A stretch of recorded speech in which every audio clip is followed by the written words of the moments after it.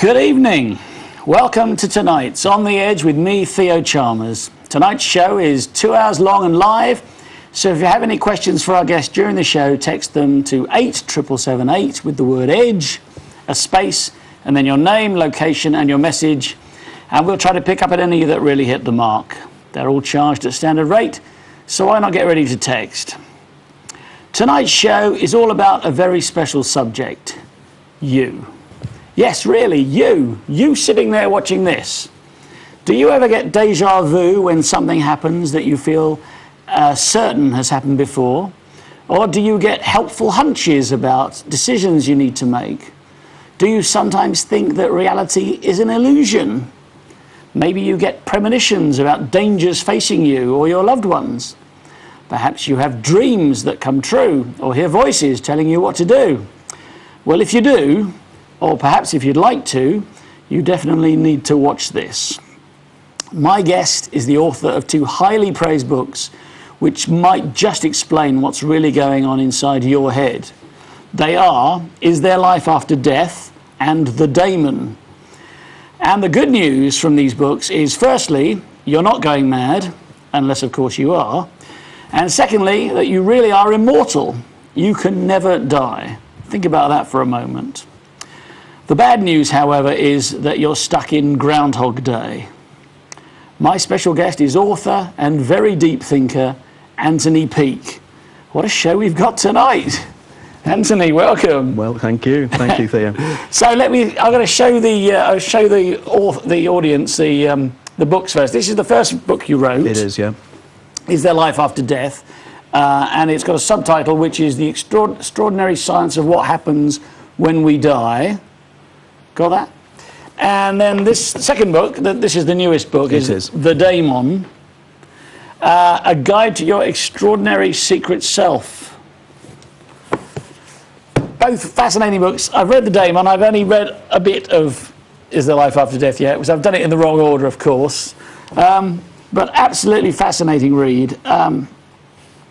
How did you come to develop your theories? Well, I suppose it started many, many years ago because I used to experience probably one of the most common psychological effects called déjà vu. Déjà vu. And I always used to think, what exactly is happening here to me? I clearly am remembering an event before it is happening. It's as if I'm living the time again, or remembering the time again. And I was in the fortunate position that I had a little bit of time available to me to do what I'd always wanted to do, which was write a book. So I thought, oh, well, I'll go away and read up all I can about déjà vu. Because your background is not a scientific background. No, I'm a social scientist by background. You are a sociologist. I'm a sociologist. Sociologist by background. Okay.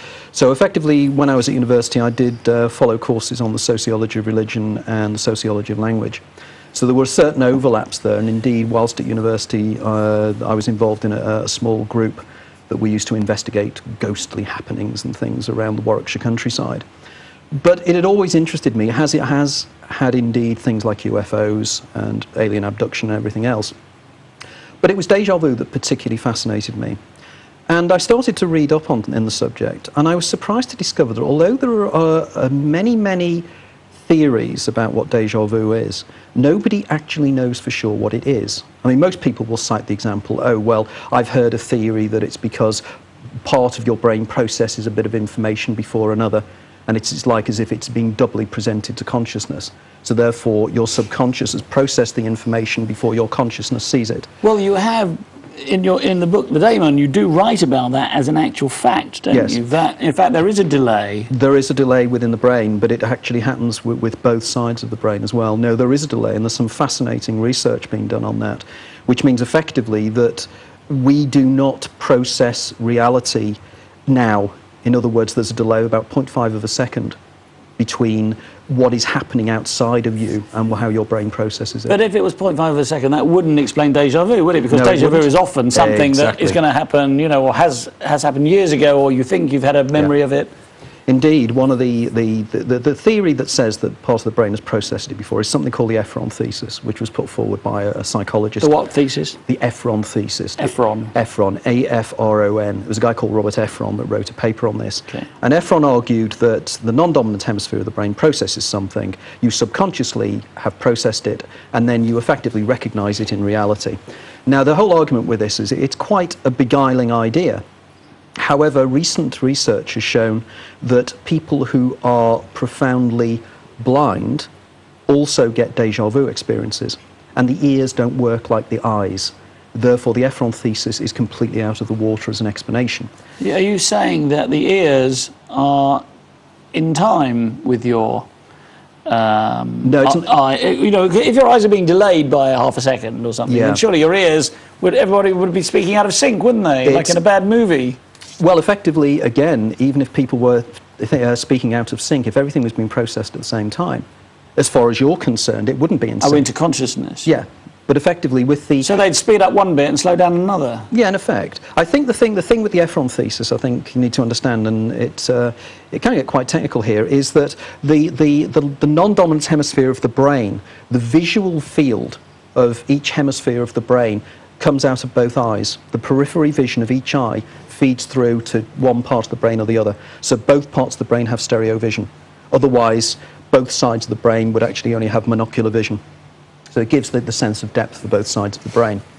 What this means is that the right side of the brain, the non-dominant hemisphere, will get the signal in and process it first. Whereas with the ears, apparently the internal wiring within the brain as to how the signals come from the ears are not processed in the same way. So effectively, the Efron thesis doesn't seem to work. Now, I've actually, on researching this for a great deal, and indeed from responses I've had from people around the world that have déjà vu experiences, that there are two forms of déjà vu as well. There's the déjà vu where there's just this vague recognition of a circumstance. You know, there's this kind of fleeting, ooh, somebody's walked over my grave. I feel I've sensed this before, but it's indefinable.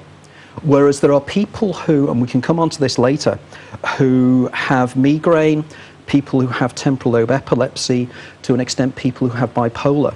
They have much profounder déjà vu experiences.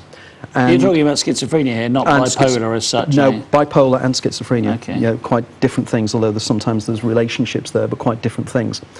And what is happening here is that the individual feels that not only that they are reperceiving something, but they know what's going to happen next. And indeed, they could be argued as very short precognitive experiences. When you say short, you're talking, what, minutes? Well, this is interesting. An hour? It depends. There was one young guy who approached me, and he knows what's going to be happening to him for normally about a minute or so, in which case he's completely existing outside of time. And he told me the only way he deals with it when it's happening is that, and people are talking to him, he starts to hum in his head and he starts to repeat the words before people say things to him.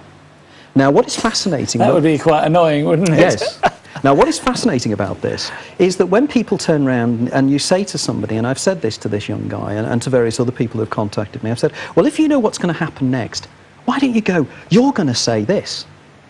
But of course, their argument is, and this is quite profoundly important for when we get further into the theory, is that they've said to me, if I do that, I'll change the future. And if I change the future, the event I thought was going to take place wouldn't. Say, for instance, now, I'm having a déjà vu, and I go to you, you've been on this show before. You're about to say, and of course you wouldn't say it, because I've taken, and one guy... This is why Phil Connors in Groundhog Day writes down what the cameraman's going to say when he's in the cafe. Yep, same kind of principle applies. Now, the thing is with déjà vu as well, so we have these short-term precognitive experiences that people have where they have certain neurological conditions.